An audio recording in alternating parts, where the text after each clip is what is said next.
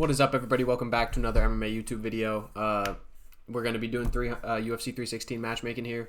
Pretty simple. I'm going to just get into it. It's just me today, no Will. And we'll have the rankings and ratings update come out tomorrow, or maybe today too, actually. Kind of getting all the UFC 316 stuff done and out of the way so we could get to Usman Buckley, which is a pretty awesome main event. Not a great card, but whatever. All right, let's get into it. No editing, no nothing. I'm literally just gonna do this. We got Mark Choinsky as our first fighter. All right. Like I said, okay, so I'm doing like pretty much every fighter from the card. I'm just gonna get through these like early prelims really quick, because most of them don't really matter. Mark Choinsky, got him fighting. This is Mateusz Camilo. He lost. He beat Dorabaj Navikov or whatever that guy's name was that yelled at Dana at the press conference. Then he got a shot in the UFC. He ended up losing to Gabe Green in Gabe Green's lightweight debut. I honestly think there's no shame in that. I thought Gabe Green looked good. I think Gabe Green is actually good at lightweight. Seems like he's taking his career seriously. So, yeah, Mark Choinsky kind of got the short end of the stick. Short notice debut against decent fighter. It's not like it's not a... These guys are in the same situation is basically what I'm saying. So, yeah, this lighting is fucking wild. Mark Almaderos, the guy that beat Mark Choinsky, somehow 3-0 in the UFC. Maybe the most unimpressive 3-0 I've ever seen. That's a lie. There's been way less impressive ones. But, yeah. Quillen Salkeld won earlier on the card. Has kind of had horrendous strength of schedule. You know, Anshul Jubli. And I guess Ashmuz is okay. Ashmuz is alright. But, kind of time for a step up. Ashmuz is like a, 2-2. Win one, lose one type of guy. Anshul Jubli is a 0-3 and get cut type of guy. Mark Almaderos is like an actual 3-0 in the UFC prospect, right? And so the winner of this could actually look for like a name, like a legit name, like a, I don't know, fucking Jim Miller or something. I don't know. Chase Hooper. One of those guys, all right? We got Yanal Ashmuz. He lost to Quillen Salkeld. Like I said, he's kind of just a win one, lose one type of guy. He's got a sick KO against Sam Patterson in his debut. Since then, everything has just been pretty meh. Like, it's been 3 bad fights, 3 not impressive performances. I know he broke his arm against Chris Duncan, but yeah. Gabe Green, guy I mentioned earlier, kind of just got back on the horse, took 2 years off and was, slimming down to lightweight. As you can see, he actually looks cut at lightweight, which is credit to him. Like, he's taking his career seriously. So, yeah, I mean, these are just kind of 2 guys who are mid. I don't know. Like I said, dude, these first few matchups, and get to fucking Jekka Sargi. These first 2 matchups are just not interesting. He's gone. Jekka's, I'm not going to move my camera, to be honest. You get the idea. He's gone. Literally, no. He's one of the worst UFC fighters of the modern era. So, yeah. I didn't mean to do that. I'm not going to lie. I forgot to put the fucking, the first shit. But we got Ju Sang Yu versus, Morgan Sherrier. Yeah. This is just a sick fight. I don't know. Like, Sherrier... He's like a really big name because of how successful he was in Cage Warriors and how like awesome his wins have been. And he has fought Nathaniel Wood and stuff. Like he's a pretty high profile loss to have. But he is only 2-2 in the UFC and he's coming off a loss. Ju Sang Yu's 1-0 in the UFC, coming off a win. And this is just like who wouldn't want to see this fight in Paris? Like yes, is Sherrier probably just gonna win? Is Sherrier probably just gonna win? Yes. But these are kind of the fights that they give Sherrier on those Paris September cards, right? Like, this is the exact type of fight they do. It's like Sherrier versus some guy like Gabriel Miranda, who kind of sucks, and Manolo Zacchini, who kind of sucks. Ju Sang Yu's better than those 2 guys, but we've noticed a pattern with Morgan Sherrier. Like, he goes, like, Chepe and Nathaniel Wood outside of Paris. When he goes into Paris, the level of competition is significantly lower. So, yeah, I just think this is a fun-ass fight. Cool style matchup. Chaos Williams lost to Andreas Gustafsson. Brutal loss. Not like brutal, like he didn't get KO'd, but it was just he got the life taken out of him. So I don't know. He's on a 2-fight losing streak now. Seems like he might be on the downturn of his career. Maybe not physically, but mentally. He's always been kind of an inactive, half in the game type of fighter. Like he's never really been fully committed to a championship run. At least that's what it feels like due to his inactivity. So I'm giving him Ramiz Brahimaj. This guy has somehow got on a winning streak. He beat Billy Ray Goff, which, to be fair, was really impressive. I was I loved Billy Ray Goff. I thought he was really good, really fun fighter. This dude choked him out in like a round or some shit. Brutal. Choked him to sleep. Chaos got choked to sleep by Gabriel Bonfim. So yeah, I don't know. This is just like the murky waters of welterweight. Like, I don't really know exactly what to do here. This just felt like a natural stylistic matchup. I know one guy's on a 2-fight win streak, the other's on a 2-fight losing streak, but like, look at the quality of competition and you'll kind of understand this makes sense. And if Chaos can't beat Brahima, he should definitely retire, because that means his head just really isn't in it based off his previous wins, you know. Gustafsson, Andreas Bane Gustafsson, sick win in his debut. It wasn't like the most high octane entertaining fight. It was very similar to his Pat Pitlick performance on the Contender Series, except he finished Pitlick, but Chaos isn't a guy who can just finish like that, right? So it was pretty fun though. Like it was kind of like a violent, bigger Merab, I guess I'd say. Which, to be credit to Merab, his last 2 fights have been more violent. I wouldn't say violent, but they've been more violent than anything else in his career. So yeah, I got him fighting Jeremiah Wells. They were booked to fight. This is just a rebooking. They were the original one. So Gustafsson's had like 3 cancellations, and then he ended up fighting Chaos, but he was supposed to fight Wells originally. He was fighting someone else in January, then he was fighting someone in January. Then he was supposed to fight Wells like a week ago. Then he was supposed to fight Giles a week ago. Then they moved him up to here to fight Chaos because Chaos also had a fight canceled. So yeah, I'm just rebooking this. I know trajectory-wise it doesn't really make sense. Like, Gustafsson just won in his debut, and Wells is still on a 2-fight losing streak, actually. I don't know, though. It just feels like it makes sense. Like, what else do you really do with a guy like Jeremiah Wells? He's like 37 or some shit, 38. And his last fight was really, really boring. And his last 3 fights, really. The Semmelsberger fight, the Max Griffin fight, the Carlston Harris fight was... It was cool because Harris got a sick, like, last-minute submission, but it wasn't, like, a fun fight. So, yeah, I don't know. I know trajectory-wise it doesn't really make sense, but if Bane can make a Jeremiah Wells fight fun, which Wells absolutely has, like, the ability to be fun, he has crazy power, but, no, I don't know, fuck it. Azmat Mirzakhanov, I'm not talking about Brenson Huberto. He's just not worthy of a match. That division is terrible. You could probably just put him up against another one of those bottom feeders in that division. I don't really know what to do with him. Mirzakhanov, though, I think this is actually a sick fucking fight. Jan Blachowicz. There was a couple fights in this video I wanted to put in the thumbnail. I was thinking about this one because I know this is a little eye-catching because I don't know if many people are thinking about this. I know MMA Guru and Bedtime both dropped their matchmaking videos. I've not viewed those yet, so none of these are stolen matchups. Okay? But maybe one of them put this in their videos. But I don't know. I think this just makes sense. Mirzakhanov's been needing a step up. This was, I think, short notice with Ribeiro, so whatever. But he's on a ridiculous win streak. Really, it's the Jacoby and Benefield wins that actually warrant him taking this big of a step up. And yeah, I don't know. It fits. I think it would be a fun fight. It would be an interesting fight. I think it's super winnable for both of them, depending on how Jan looks. I mean, I know he's kind of just an ageless wonder at this point, but you never know. So, yeah, I don't know. I think it's a fun fight.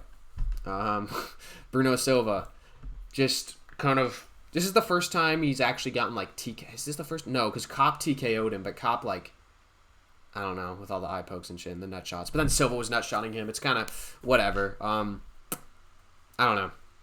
I don't know what to do with him, really. He's getting older. He's on a 2-fight losing streak at this point. 2 pretty brutal losses where he just gets the shit beaten out of him and then gets TKO'd in the 3rd round. Like, that's happened twice in a row. And don't forget, like, his win before that, Durden. Durden was kind of beating him up. And then he had, like, a comeback KO. So, I don't know. I don't know what to do with him. This is Alan Nascimento, for those who don't know, because why would you? He's fucking boring.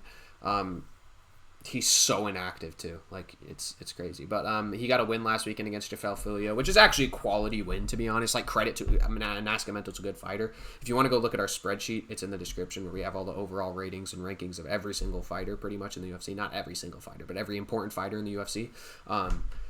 Yeah, Filio, Nascimento's in there. He's good. He's solid. Bruno Silva's probably getting kicked out of the rankings, if I were to guess, maybe like 14 or 15. So. Yeah, I don't know. I think this is a fair, fun fight. Makes sense rankings-wise. Joshua Van. Okay, so I was recording this or I made these slides, and then like literally hours after I made the slides, Van Royval happens, or Van Royval is confirmed. So ignore this matchup. I said Van Moreno, assuming like, I don't know, maybe do it on the Mexico card that no longer exists, or I don't know, like in the Fight Night headliner or something. But no, the Van Royval is happening. So ignore this. No Van Moreno. Van Royval is happening. I guess I'll just talk about it real quick. Awesome fight. Rough for Van on short notice. I'm definitely going to have to pick Royval. But yeah, Kopp is a loser. He's probably just never going to be anything in the sport at this point because he's getting older as well. So yeah, Van Royval, excited for that. Vicente Luque. At this point, you don't want to be giving him any more Kevin Hollands. I mean, I know Kevin Holland isn't like some killer, but he's young and dangerous. Yeah, I don't really know. I said Gunnar Nelson. I just can't remember if these dudes have fought before. I don't think they have, because Gunny doesn't fight that often, and I can remember all of his losses, and I know he didn't beat Luque. Maybe he did. Maybe I'm tripping, but I don't know. I don't know. This is just like an old head fight that'll probably happen next year. This light, it's fucking absurd, dude.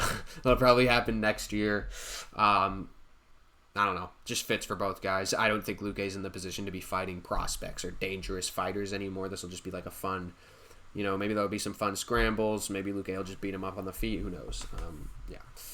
Kevin Holland. This is self-explanatory. I'm just going to get to the matchup. He got a good win. We already had a recap where I didn't really talk about Kevin Holland, to be fair. But, yeah, he called him out. Look, I know a lot of people are going to be like, Holland doesn't deserve Colby. Colby doesn't deserve Holland. Like, this is kind of like two guys who are much more name than they are good.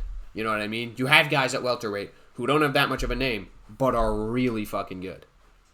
Like Michael Morales.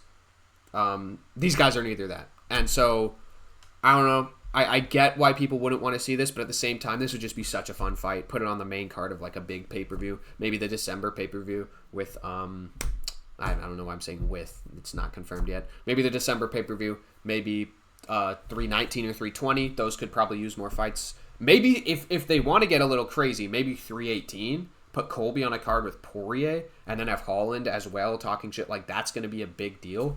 But that's really short notice. It's July, right? Yeah, that's literally next month. So no chance Colby takes that. And I think Holland might need more time for a weight cut. So that's unrealistic. That would be ideal, but yeah, 319 or 320. Put this on there. I mean, it'll sell. They're gonna talk shit. It'll probably be a decently entertaining fight. I don't know. This is kind of what you do with these two guys at this point, right? Yeah, I get it that some people want to see Colby versus a guy like Morales or Holland versus a guy like, like Gabriel Bonfim, but at the same time, you gotta understand, like, this is what they're gonna do with these fighters. And I don't mind it because I think this would just be really fun. So I'm all for it. I'm all for the call out and stuff. I agree with it. Whew, patchy mix. I mean, I hate the term fraud checked. I think it gets thrown around and misused so often, especially when it's like a guy fighting a top 10 fighter. Like, just because you lose to a top 10 fighter doesn't mean you're a fraud. But this was a fraud check. I mean, this was the definition of a fraud check. I don't know what to say. I mean, he looked horrible. So it's just depressing that, like, a guy who was so interesting just ends up like shit. Like, literally a worse version of Damon Blackshear. So have him fight Damon Blackshear. This isn't like Patricio Pitbull, right? Who comes in, loses to number 4 Yair Rodriguez, and then gets, I believe that Dan Ige fight is scheduled, then gets Dan Ige, right? Who's number like 14, 15. Patchy Mix came in and fought number 10 Mario Bautista, who is on a great streak, to be fair, but it's talking more about like just rankings. I don't think they're going to give Patchy Mix, you lost to number 10 Bautista, here's a loser of Jan McGee, right? Like, I don't think they're doing that. So, yeah, I think Blackshear's the move. They have very similar styles. Really struggle to implement the grappling. Horrible head movement. Just slow feet. Not much in terms of striking defense, but they got some good pop and they're aggressive in their striking. I really like Damon Blackshear. He's one of my favorite unranked fighters. I just love his style. I think he's super entertaining. I think he's just improving rapidly, and he's super active. All things I love in a fighter. And Patchy Mix, I just don't know. Like, I don't know who this guy beats that is good at bantamweight. No striking defense, no desire to implement the grappling. Like, yes, I understand that Bautista had a good game plan to negate the grappling, but there's no excuse for how mixed defendant. Whatever. I'm gonna move on from this fight. Did I forget Mario Bautista? I forgot Mario Bautista. That's wild. I totally forgot to put Mario. Yeah, that's crazy. Just like who Bautista is, that I forgot to put him in the video. But I don't fucking know. I don't know, dude. Bautista do like a loser of Jan McGee. I just said that. No, don't do that. Maybe Cejudo? Maybe Eamon Zahabi? Who knows? Big Joe Piper from Philly, dude. Also not talking about Kelvin Gastelum. He shouldn't be in the UFC. I don't know. Joe Pyfer, not a great performance. Bad performance, bad fight. He just looked really one-dimensional. He showed up like he showed up in the Jack Hermanson fight, but Hermanson is just like a lot better than Kelvin is at this point, so Hermanson obviously beat him. And Kelvin might have over 5 rounds. I don't know. Pyfer looked really bad. I don't know if he was sick like he was in the Hermanson fight, but it seems like he came in with the same like limitations in his game plan where it was just... Yeah, just bad. Obviously looked great in round 1, then rounds 2 and 3 is just like, man, you gotta get after him a little more and have a little bit deeper of a bag, a little bit more of an arsenal, and just throw more, just be more active. So yeah, I put him against this is happening, Paulo Costa, Roman Kopylov is happening in International Fight Week, so just put him against the winner of this, right? Pyfer's going to be probably 15 in the rankings, if I had to guess. The winner of this is probably going to be number 12, 11, 10, something like that. So, especially if it's Costa, that's a big deal. That's a big fight. But if Kopylov wins, I think this is a perfectly fine fight. I don't think Kopylov is like pretty old for a prospect, so I'm not necessarily super interested in shooting him up to the top. And Costa is obviously just not a real contender anymore. So, but even if he finds a way to win this fight, I think this is fair for either of them. Yeah.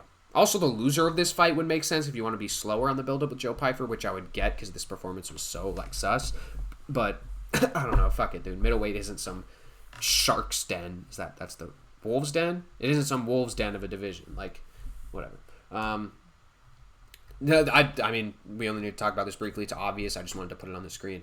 Kayla Harrison versus Amanda Nunes. Yeah, just a big deal fight in women's MMA. Like, it's not going to be this crazy, entertaining fight, I don't think. It's not like... Oh wow, dude! Like it's not like it's a super fight, but it's not like, it's not like Volk Islam. You know what I mean?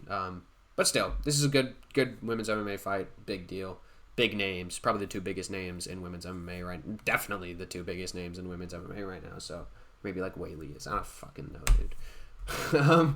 O'Malley, God, dude, the aura is crazy. Like the aura in this picture is heartbreaking. He looks so scared and just, yeah. I don't know. I think he should move up to 45. That's just me.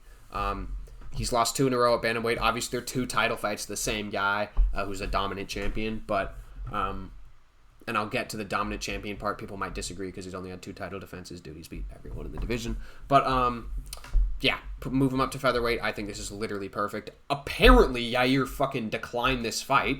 Which, if he did, dude, cut Yair Rodriguez if he declined this fight. But this should happen almost definitely. This is the easiest matchmaking the UFC's ever had. They have beef. People are invested. It'll be a fun fight. So do Yair Lopes, please. Give O'Malley like 10, 11 months to bulk up to 45. He already looked a little bulkier for this fight week. Or maybe he was just more cut. I really don't know. So give him a little bit. I think 45 is the move. I just don't think there's anything left for him at 135. I think it's 145 or retire because Merab's gonna be here, man. He's gonna be here for the next year or so. Like I think Merab, if he doesn't get beaten out of his belt, I think he gets 3 more title defenses in the next 3 years or 3 years in the next year or so, and I think he's gonna retire. So. Or move up and try to fight at 45, which would be unfortunate for O'Malley in this situation. But yeah, O'Malley versus the Yair Lopes loser, because obviously the winner of this would probably be in line for a title shot. So yeah, I think that's the move for O'Malley. Finally, the champion, Merab. I will never be a Merab fan. I just won't. I really appreciate how active he is as a champion. Love that. I don't get the showmanship and the fucking Instagram skits. I feel like only 7-year-olds find that shit entertaining. But at least he's had fun title fights. Not the O'Malley first fight. That fight was garbage, just like every single fight of his career. aside from the Moraes fight before that. But the Omar fight was awesome. And this, you know, he was just really aggressive and trying to be violent. I just don't think Merab is inherently going to be a guy who has knockout power or some, like, finesse on the ground to get subs. Like, I just don't think that's who he is.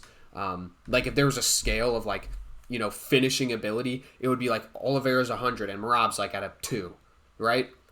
Charles Oliveira at 100, Merab's at like a 2, because he just, that's not who he is, but he still pursued the finish and he got it. So obviously in our recap video, I was depressed because I'm still sad. Like, I still think it's just not good for the division. But hey, people like Merab, he's had 2 fun title fights and he seems to be improving both in his skill, just improving in general, and improving his entertainment factor.